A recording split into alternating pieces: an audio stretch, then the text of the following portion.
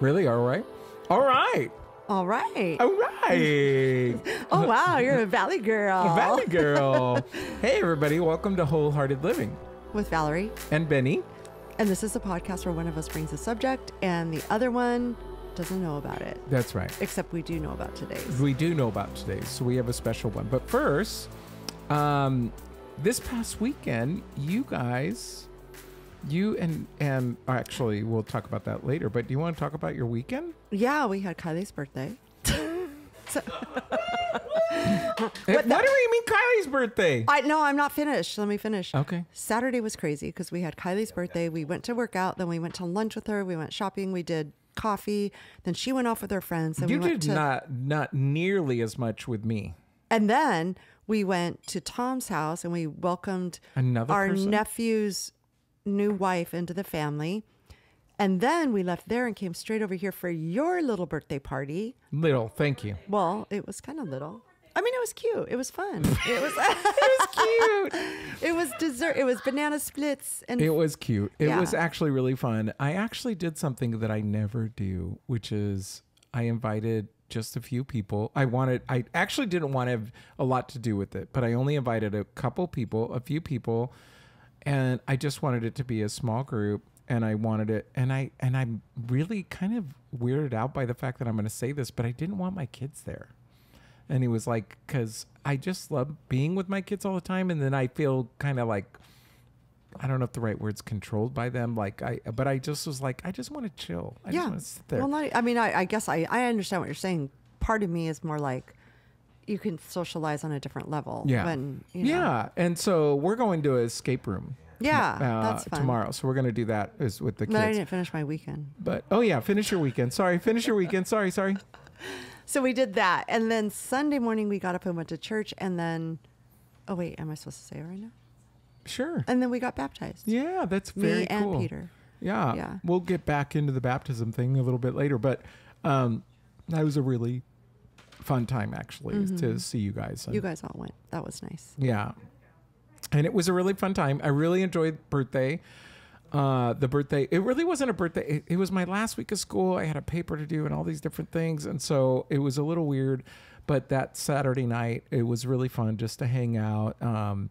And just for everybody to be able to talk. There was no agenda. We literally just had dessert. I almost thought we were playing games, but no, we Patty, just chatted. I think, had some games planned. I think she had some games available in the event that it kind of looked like we needed it. Yeah, but everybody was just talking and having fun. And, and it was, I thought it was fun. It was. I thoroughly enjoyed it. I loved the simplicity of it probably more than anything else. So I thought it was really cool. Yeah. Well, I don't think we'll do too much banter today because we already know. So what's happening, folks, is that we're having a guest today. And it's actually my husband. Yeah. Valerie's husband is going to be here. He has been on a spiritual journey that's been going on for several years. It was very interesting to talk to him. We've already done the interview. So hopefully it's going to be inspiring to you in your journey, because for us, whether or not you're Christian or whatever faith you might be, from a wholehearted living standpoint, hopefully this is going to be something that's going to uplift you from hearing from a person who was not at all spiritual. No. At all. So, so hopefully you're going to enjoy it. Yes, we hope so. So without further ado, welcome, Peter.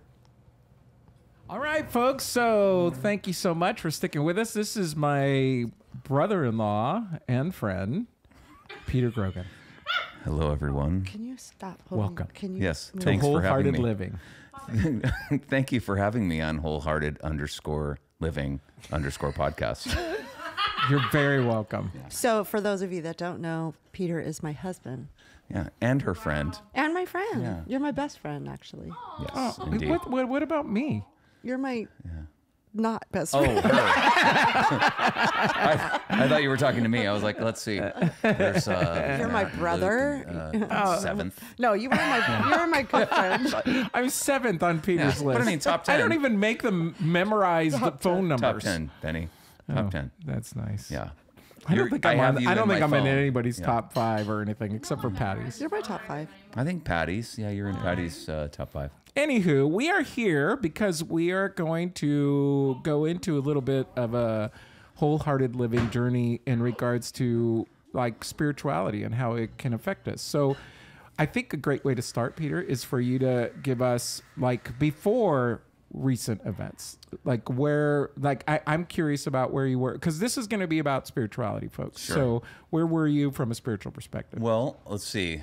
I'm 55 years old, and so I guess for about 54 plus years, I was an atheist. You know, but not like I wasn't a Satan worshiper or an antichrist. Valerie was always a Christian, and I respected that. Your mom, you, you know, so many people around me were Christians, and I respected it. I just didn't believe. It was a really good story. I remember. No, I remember when we first had this conversation. When I told you that I believed, and you said I don't believe. But if I remember correctly, I feel like you said I think there's something out there, but I don't necessarily think it's God. Like, yeah, I don't remember exactly. I think a lot like Nicole, because I mean, Nicole basically says she's a spiritual person. Our daughter. Yeah. She says she's a spiritual person, and you know, I can even see her someday coming around. But I mean, right now she says, yeah, I'm spiritual. I don't necessarily believe that there's a God necessarily or Jesus, but I believe that there's a higher power and there's something. Oh, she does. She would say there is a higher power. I think that. Well, okay, I don't know if she would say that, but she does. I think she would said say before, that. So going back to you, because this is an interesting thing, because like you said, if you're atheist, to me that automatically means you're not a Satanist, because Satanists are not atheists. They believe that Satan is God. Right. But when you say that word to people, a lot of times what will happen in their mind is they'll say, "Oh." So they make assumptions. And that's what I want to know is that's what I'm trying to get at for you is I'm actually really truly asking, like, for you, atheist meant I don't believe. I'm curious. Did you believe there was a higher power, or did you just believe? You didn't believe there was a higher power. I didn't believe in God. I mean, I just didn't. And I mean, I can't really pinpoint why, but I mean, I was raised Catholic. We went to Catholic church every Sunday, and you say what you say, you kneel, you stand, you sit, you respond. But right, even as a child, I mean, I can remember back to being like 6 or 7 years old, just saying, I feel weird saying this. Yeah. Because I don't believe what I'm saying, but I have to say it because if I don't, there's a very tall man next to me that's going to smack my face. Smack you, yeah. Well, and I remember having conversations with you. He's not very tall, by the way. He was tall. When you were little, he was tall. He was 5'7", I think. Yeah. No, when you and I had conversations when we were dating, and I'm not saying I was trying to persuade you to believe in God, but you asked me questions on why I believed. You asked me, did I believe Jesus was the Son of God? And we had pretty in-depth conversations. And then after I would share my piece, I'd say, so, I mean, you honestly don't believe that? You're like, no. Like, you didn't even, like, for a second flinch, like, oh, well, you might have a point there. Right. But you did in fact, I even remember thinking, wow, it's kind of amazing to me that you really think this. I remember you looking at me like that. I did. I think he thought I was naive or something. I wasn't being funny, which was unbelievable. But I remember just thinking, okay, this is bizarre to me because you seem like such an intelligent person. I mean, I know how that sounds, but this is how my mind was. Right. This is how my mind was. What I am curious about is, we're saying you don't believe in God, you don't believe that there's a higher power. Right. I'm guessing that means in terms of creation, it came from Big Bang and that kind of a thing. There wasn't necessarily I never was really into that either. I mean, I do watch The Big Bang Theory, but I never was into. I didn't believe that either. I mean, evolution, No, I mean, I feel like all of that was just like, there's a lot of great stories. Right. That's kind of how my mind worked. I didn't believe a lot of what I was being told. So I'm trying to fast forward a hair because I'm curious about one thing is, you could be an atheist. This is at least my opinion, and maybe it's not yours, but this is why I'm asking. You can be an atheist and still be like spiritual, like still be like there is another part of me that's not just physical. It's not just my mind, but there is another part of me that exists, and I'm wondering if you believe in that. Yeah, you can separate the religion. Soul, like some people might call it their soul. For me, it was. I don't know how. It's really hard to describe because I was in theater and I was very artistic, and so I always thought, yes, but so my mind was always racing, and I would always ask myself questions. I would even ask myself, is there a God? But I would always answer myself and say, I mean, it just doesn't make sense to me, and it wasn't out of spite or anything like that. It was just, because I mean, you didn't even and I'm trying to paraphrase or rephrase what Benny's asking, because there's a difference between spirituality and like a religion. So just put away God. Put away. I was not a spiritual person. Okay. Yeah, and so then this goes into because you by all accounts from the outside, and I know we can get into the weeds and from a biblical perspective and so I'm not going to go there. I'm going to talk about just by all accounts, you were a good person. Yeah, okay, I think so. I mean, well, you were. No. I'm saying this is an outside person. So you were a good person. I think I always thought to myself, I think I'm a good person, and I think Valerie even said, well, she wouldn't have married you if you weren't a good person. But I mean, she even kind of stood up for me to your mom, saying, hey, he's a good person. He doesn't believe in God, but and your mom, and I love her. She's wonderful. She said, well, he's not going to go to heaven. And it's like, that's just so harsh because that's, we loved each other. I respected how she felt. She respected how I felt. I mean, I'm sure she didn't agree with it, but she respected it. And it was like, I was a good person. Right. And I respected people. I cared about things. I mean, it's like all of those things that were very, as you said, were very godly, really, like living very godly, but I didn't believe in God. Right. And so my question is, where did that come from? I mean, seriously, why do you... No, I'm not trying to be tricky. I'm saying how did you become a good person? Because there's a lot of people who don't believe in God, who don't act godly. There's a lot of people that do. There's a lot of you out there. Yeah. Or you previous. I was very sensitive. Right? Because I'm not anymore.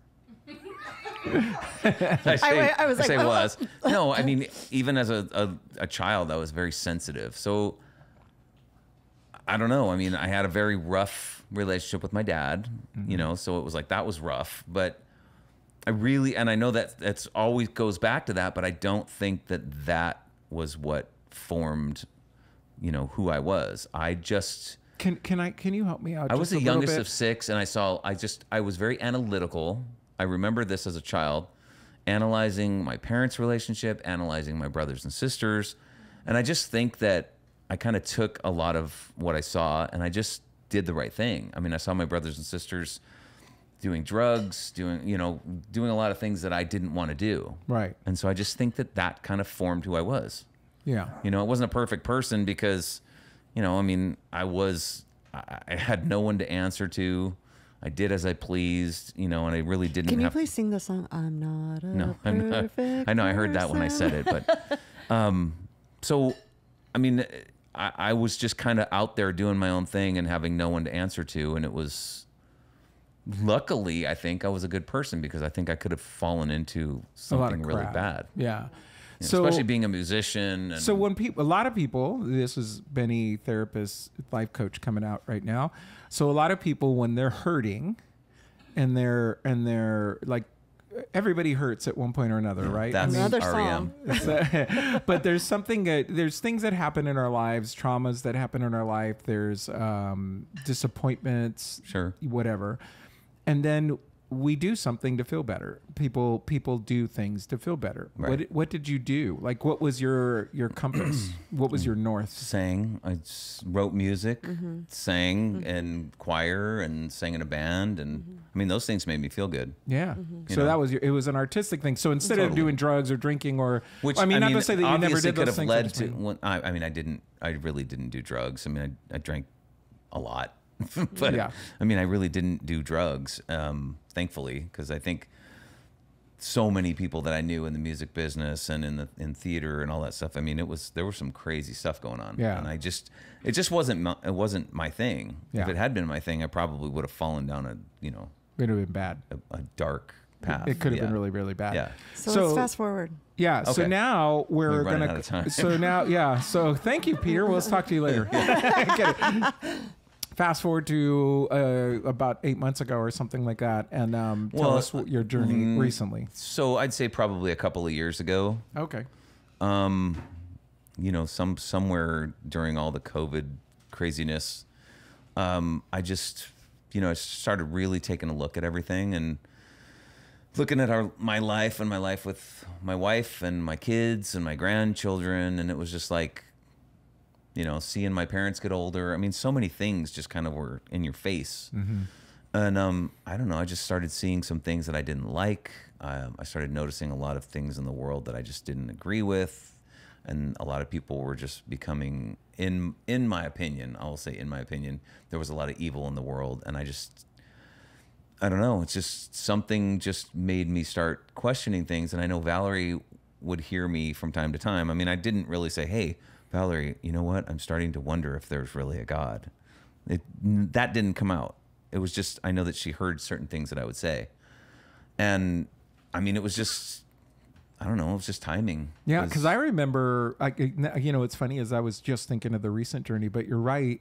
I remember in our last podcast, we talked about how time flies because it feels like it wasn't that long ago. But yeah, it was a couple years ago. And I remember for some reason that you did, I don't even remember why it came up, but I just remember you saying, well, I don't know what the word you use. I'm going to use this word, but I remember you saying something to the effect of, well, I think there's a higher power. I don't understand. Yeah, I definitely started feeling like something. I mean, it was like I started asking myself, okay, there's got to be something. You know? Well, I think I remember you specifically saying, and you can correct me if I'm wrong, and this was a couple years ago. I think a year or two ago, I remember you saying, there's got to be, because I feel like there's so much evil in the world, there's got to be something that this evil is really trying to fight against. Right. Because... Yeah, and that's when you did allude to me, and I think you might have even said God, but that's when you alluded there's got to be something the reason that there's this fight. No, I'm sorry. Yeah. Yeah, I mean, even like you've heard me over the years talking about Christmas, and it's like it really irritated me how much Christmas was disappearing from the vernacular, from schools, from everything. I mean, it was like it was disappearing. And even as a person that didn't really consider myself to be a godly person, I was like, this is not right.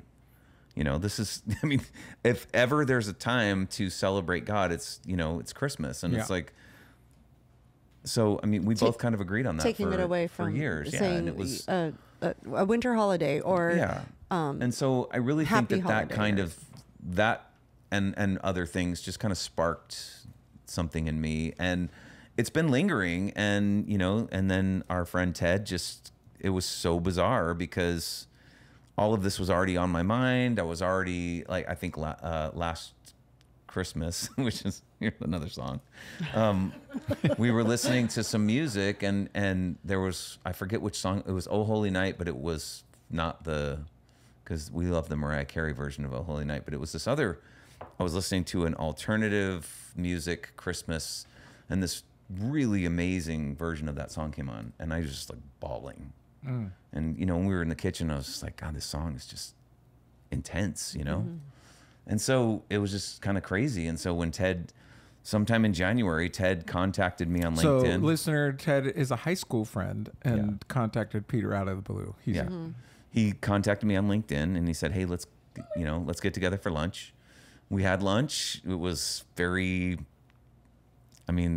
uneventful, really. He works at Honda. We went and we had lunch at the cafeteria there. We talked about our cruise in the Mediterranean and his trip there, and then right after that, you and I and Tom Button, another friend of ours who's a pilot for Delta, we all went to have dinner, and that again just seemed very, chill, very chill. It was nothing too eventful from that. And then I think it was just a few days later that he invited us to play cards at his house. Ted did. By the way, Ted, you didn't invite us. Yeah. Thank you very much. And we wondered, we're like, okay, this is kind of weird. Why is Bennie not invited? And we didn't know at the time, but we got there and everybody was from his church. And it was a little strange. Because I was like, okay, what's going on here? But everyone was great, obviously. We became really close with all those people. After that, he invited me to an event called Everyman, which was basically a men's evening at the church. And there was a speaker and some music, and it just hit me like a ton of bricks. And so I came home and I told Valerie about it. She goes, well, how was it? Because I'll go back a few days. I was kind of like, should I go? Should I not go? I'm not sure what's going on here. And so we were kind of having this conversation. She's like, do you think you want to go? And I said, yeah, I want to go. And so I went. I loved it. And so we sat outside of our friend's book reading and just talked about whether or not we were going to go to church the following Sunday. And that was in May. And we went to church on that Sunday, and we've gone every week. And it was interesting because we liked the service, but it was funny because he texted me later in that day. He goes, on Monday, so the day after the first time he went to church, he goes, I felt so good today. I felt better than I felt in all those years of therapy, which I found. Totally. This is so obviously you're aware of our Wholehearted Living podcast, since you're sitting over here talking to my wife and making it very difficult for Patty and I mocking us. But what I was going to say is, so this is all about wholehearted living, right? And so, you know, your testimony is fascinating, and I'm curious to kind of jump forward to this part, like where's your, because I believe that every single one of us has a little, oh my gosh, I'm so used to preaching in Spanish that I immediately go to Spanish. Como se dice? We have a little hole. Yeah. We're all longing for that hole to be filled. And I asked you earlier how you filled it, and the way you filled it was, I didn't ask it in that way, but you said I use music, I did those kind of things. Sure. But a lot of those things are temporary, and then we end up with a hole again. Sure. And sometimes if we use the bad stuff like drugs and stuff like that, then we even get a bigger hole. Yeah. It's like the hole gets bigger. Mm-hmm. So I'm curious to know, like, well, we also skipped over about 20 years of anger and therapy. Yeah. Yeah. We just kind of bypassed that, but that was there also. Oh, I remember that. Yeah, I remember. Yeah. And I kept telling her she needed to see somebody, but and she goes, "I'm only going to stay married to one person." Oh, you mean a therapist? Right. No, so it's. I love that part of the story of you saying, "I went to church and it was like it filled the hole," is totally what happened. Mm-hmm. I mean, we went to dinner with your mom and dad soon after we started going. Yeah. And I even told them that. I said, you know, we went to church on Sunday, and then Monday I was driving to work, and I was just so peaceful. It was peaceful. I wasn't yelling at people that cut me off. You know, but it'll return. It'll return, yeah. Peter. You're on the mountaintop high. Yeah. So, and I'm kidding. I just remember thinking, I went to therapy for, I don't know, 5 years or whatever it was, and it's like, this was in a single event was better than any of that. Right. And obviously, every week we've gone, and I cry every week. You know, I mean, you guys saw me at the baptism. Yeah. So for those of you that are Christian in background, so both Valerie and Peter were baptized this past weekend. Yeah. Yeah. And it's just, I mean, the music strikes me. I mean, I told you that music filled a hole in my heart, and it's like music was really kind of the catalyst, because when I went to that Everyman event, and my friend now, Tim, who was singing at that event, it was incredible. And I told you guys, I came here and I was like, hey, have you guys ever heard this song? And you guys it was like a song. Yeah. It was like 1,000 years Jesus old. Sang. Yeah. and hey, that's what's so wonderful is every one of the songs that they play every week, Tim will get up there and he'll say, wow, this is one we haven't played in years. And I'm like, cool. All new to me. So he plays another song and I'm like, that's amazing. Yeah. And so all of this music in front of me, it's just like all new. And just me, I love music. I do. I love almost all music. So it's like, yeah, he doesn't like reggaeton. My Ecuadorian friends, sorry about that. I wouldn't say that I don't. Country would it's be country and that. rap, really. Oh, I tried to play reggaeton at a no. CrossFit event. What I'm saying to you is, out. I would never choose it. I remember at CrossFit you put that on. I was like, but CrossFit, you have to put on dubstep or you have to put on heavy metal. It's like, I cannot work out to anything else but those two. So in terms of wholehearted living, so I'm curious. So the part that I'm really curious about is the spirit. Like, what is, so we talked about it filling a hole, but go for it. But I want to just interject on that part and then you keep going. But I, as a wife who lives with this man and has lived with him for nearly 30 years here, he did have a temper, and I think always, I think an alcoholic is always an alcoholic, and I think a man with a person with a temper, I think a person with a temper always has a temper. You just know how to manage it. Right. That said, his temperament, since pretty much every man, I'm going to say, has been so different in the house. So different. Even when you say things like, oh, it'll come back yelling at, he doesn't change the fact that somebody frustrates him when he gets in front. Like, I'll still hear him say, oh, that was a really wise move. Why'd you have to, or something like that. Like, he's still, but there's just a temperament about him. Right. And I'm not saying that he won't ever lose his temper again. I'm just saying that. And I don't mean to say that, because what I'm laughing about is just that. He's on a high. I get that. There's no question that, as a pastor for 100 years, I saw a lot of people go through, we call it the mountaintop high and having spiritual goosebumps. That does not mean that a transformation doesn't take place, because that's the whole point to me of faith. But I also feel like, and I mean, I don't know, I have nothing to go by because I haven't been a Christian person for very long. But I mean, at 55, I think I know exactly what I am. I'm not wondering who I am. Right. So it's like, I know exactly who I am, and I know exactly what this means to me, and I know how it will change me. Start crying. No. I wasn't going to, but thank you. I thought I heard your voice cry. No, I just feel like, and I could be totally wrong, but I'm just saying, if this was happening to me at 14 years old, maybe it would be a completely different thing, because I don't know what's what in the world. Right. But I mean, I'm 55 years old. I'm a grandfather. It's like, I see what this is doing for me, and I understand it. Right. And I know, I just think that I have a good grip on my life. So adding this to my life, I don't think that it's going to be like, oh, yay, this is great, and then it's just going to dissolve, because I mean, every day I'm learning something. I want to get involved. I want to volunteer. I want to help. And it's like, this is something. But this is who you are in general. Like, that's what I was going to say. Yeah, because I mean, we talked about this before. You know, you even said, "Oh, now Peter's going to be a worship singer," and now he is. He's going to be.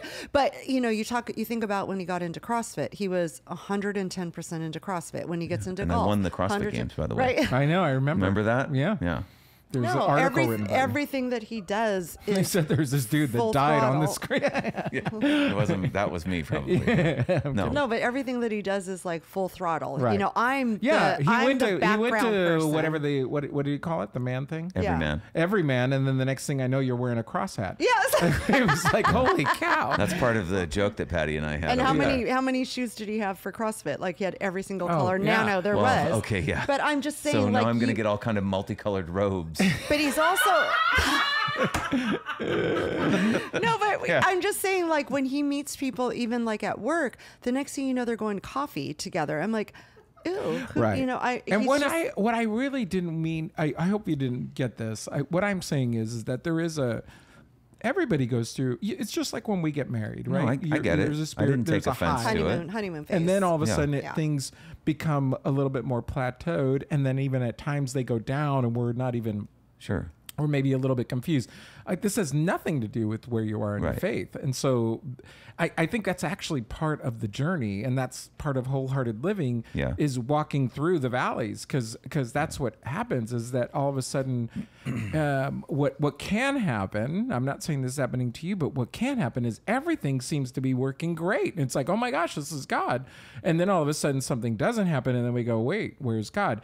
I don't get that sense from you because of your maturity. Sure. I'm talking about your 55-year-old. No, that's what I was getting at. Because a 14-year-old, they experience God and they're like totally amazed by it.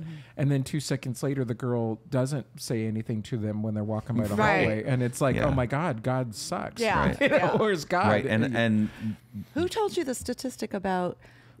Ted told me that less than 1% of people over 50 become Christians. Yeah. So, well, see, this is the reason why, and I told you what I told you a long time ago, but I always saw you as a spiritual person. But I think for many people, now I'm not going to talk about you. I'm going to talk in general. There are some people that are just averse to growth and averse. They don't want to grow. They are who they are. They're stuck in who they are, and they don't have any desire that person to be anything else. Yeah, no. But in terms of your atheism, but one thing that you wanted to do was be a good person. You wanted to be better. You went to therapy. Why? Why did you go to therapy? Because she told you, but she did tell you had to. But you wanted to stop this anger. Of course. You wanted to, but it's not, of course, because there's a lot of people that no, it's don't of go. course for me though, because I mean, I'll just say this: I was a very angry person, and you guys really don't know how angry I was, but I didn't want to be. So, well, this is my point: rough. is that there's a hole. And so I think of every single person that's listening, and this is what's really hard, is that I think a lot of our listeners are Christians, and so they kind of think, well, the whole, I've already filled it. And the truth of the matter is that I don't, because they think they filled it because they're going through certain steps. And for me, what it's about is a spiritual transformation. It's something that's taking place deep within the heart. I've changed a whole lot about what I believe and who I am and what I think and so on and so forth. But what I can say is that there is a hole. It has to be filled by something, and it's either going to be filled by a powerful spiritual component that's going to change your life, or it's going to be filled by an addiction or something else. Yeah. And it could be resentments, it could be shame, it could be fear, it could be depression, it could be anger, it could be all those things. And so we're trying to figure out, why do I feel this way? And in your case, now sometimes anger does need some therapy. There's things that are there and need to be dealt with. But the truth is that a lot of what's going on often is just because we have this emptiness and we don't know what to do with it. I agree. Yeah. So it seems like, to me, what I'm hearing you say is I'm not empty. No, not at all. Yeah. What do you think? So you mentioned that it was we're just about done. So so we can say, how would you tell, like, I know this is so funny to say this, but how would you tell the listener, like, who maybe is just in that place of emptiness, what are you going to say to them? Well, there's an element of, well, especially for me, it's like, well, it's been 50 something years. It's like, what am I going to do? Make a change now? It's like, this is who I am. This is how everyone knows me. Everyone, family, friends. And you paid for it a little bit with family. Oh yeah. And at work too. I mean, it's been a little funky at work. But it's, it's just, you make that change. You just have to tell yourself, okay, I'm not going to fight this anymore, because I was kind of fighting it. Yeah. Even though I didn't think I was, but I was. It was like, no, I don't believe in God. Yeah. It's like, it's been 55 years. I'm not going to say, hey, guess what, everybody? That is interesting in your case, because you actually not only changed your life, but you also kind of had to admit, I'm just going to say it this way, I don't know if this is the way you would say it, but you kind of had to admit, I was wrong. Yeah. Of course. And he's stubborn, so that was very hard. Yeah. But this is why I know, this is honestly, no, he's very stubborn, but this is why I know because Nicole did say, God, he went from zero to 100. And I'm like, but he really didn't. Because I saw this, like, he was at 0, and then it was like at 40. And then the next year he was at 60. And then he was around 80. Like, there was like these little moments that I would just go, I see him coming around to this. But I think that what, to your point about wholehearted living, it wasn't a huge transformation in him because I believe he's a good person. And I believe that in some ways you can call him a godly person because of the person he was. But I think that filling that hole, there's this temperament in him that's different. Yeah. And even though he's still funny and sarcastic and annoyingly makes noise all the time, there's well, there's a sing, hum, pop, or she sure does. A second ago, she said she was your best friend or something like that. No, but he whatever. is. But he does have to make noise all the time. No, but I just because I've lived with this man, there is a definite temperament change, and other people may not notice it because you see Peter just the same way he is. Just all of a sudden now he has a faith that he didn't have before. Right. Yeah. It's true. And, you know, it's pretty amazing, you know, and I think I've even like kind of recently kind of asked myself, or I've asked God, and it's like, you know, if you know, because some people like Ted, for instance, and a couple of guys, Johnny at the church, it's been like, you know, God's been watching you this whole time, and he knew what was going to happen. And it's like, why was it 55 years? I mean, this is a real question that I ask myself and ask God. And it's like, what's the story there? You know? And I mean, we'll see. Right. Cause I mean, this is all very new. Yeah. So. Well, that's a very interesting question, which we do not have time to get into. But I thought that was like the second half. But but one thing that is interesting is the fact that the amount of people that, and my mother in particular, because I would say I'm a pastor who sucks at prayer. I mean, I'm seriously, what I mean by that is when I was in church and all the time and people would say, would you pray for me? I'd pray for them right then because I knew I was going to forget during the week. Yeah. Whereas my mom, there was a Chiefs game probably. Well, that's a constant No, Mom prayer. prayed for Peter every single day. Mom prayed for Peter and for various things all the time. And I just think there's something to be said about that. Sure. So, but I will say that I've noticed there's a difference in you, not in the sense of like personality or anything like that. It's just the fact that I can't go out with you on Sunday mornings anymore. I had to turn down a golf tournament this weekend. Like I can't go because I have church. Always going out on Sunday. No, what I really mean to say is that, I don't know. There's just something about your countenance that has changed, and I the only thing I'm going to keep saying is it's this emptiness that you really have found a purpose for now, as opposed to just living in this I would vacuum. say that I'm much more positive. I think I have a softer heart. I'm serious. Yeah. But I'm still, that's cool. But I'm still the same person who makes jokes and irritates sits us. and mocks you on the couch. Oh yeah, I was going to tell you guys my joke. Do you want to know my joke? We don't have time. No, I'm going to tell you my joke. I think you just I said got to tell you my joke. Are you ready for my joke? Yes. So this is the first time I ever spoke in church at my church in Kansas City. And I said, and they asked me, would you do announcements? I said, sure. So I went up, there's 300 people or whatever it is. And I go up there and I go, so there's a black guy and a white guy. And everybody, and I could see the guy who invited me, the lead pastor, just his face go, oh great. I totally screwed up. And I go, and they're in a car and they're arguing about what color God is. And they get so heated in the argument that they crash and they both die. And they go to heaven and they are waiting at the gate for God to come. He's brown. And God opens the door. God opens the door and goes, bienvenidos.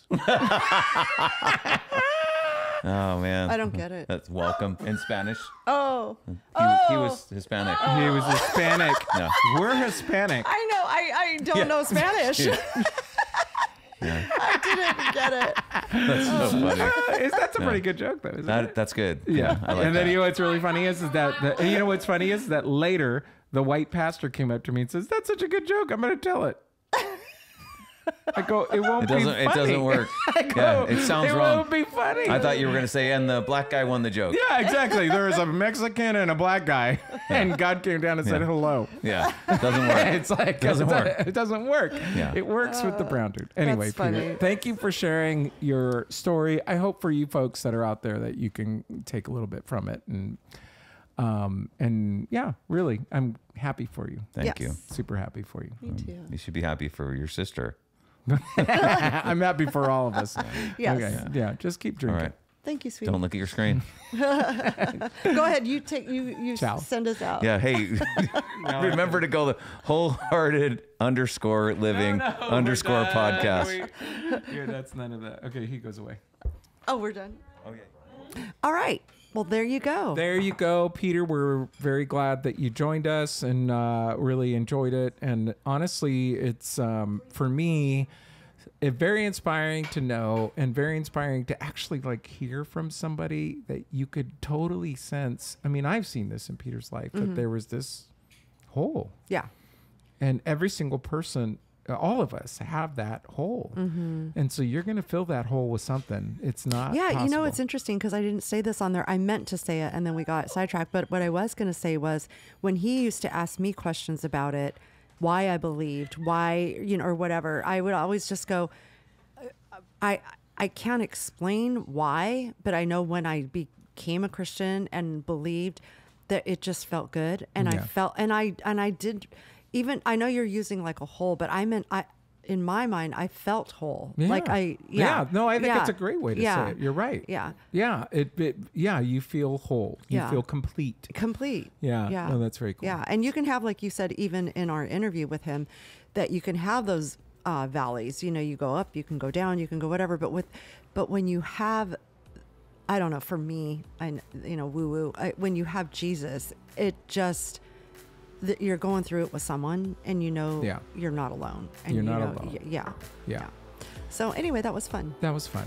So, all right, folks, we're at wholehearted _ living _ podcast on Instagram. We love for you guys to follow us and click like and subscribe on YouTube and all those and things. Spotify. Iggy, thank you so much. I'm sorry we didn't do the opening with Iggy. I'm sorry, Iggy, but thank you for keeping us in sound. And we're really glad that you're here. It's super. I mean, we literally, folks. He speaks very little, but this would be everything. Nothing. Valerie and I talk. Yeah, that's all we do. So anyway, we're glad you joined us. All right, have a good week, guys. Bye. Ciao.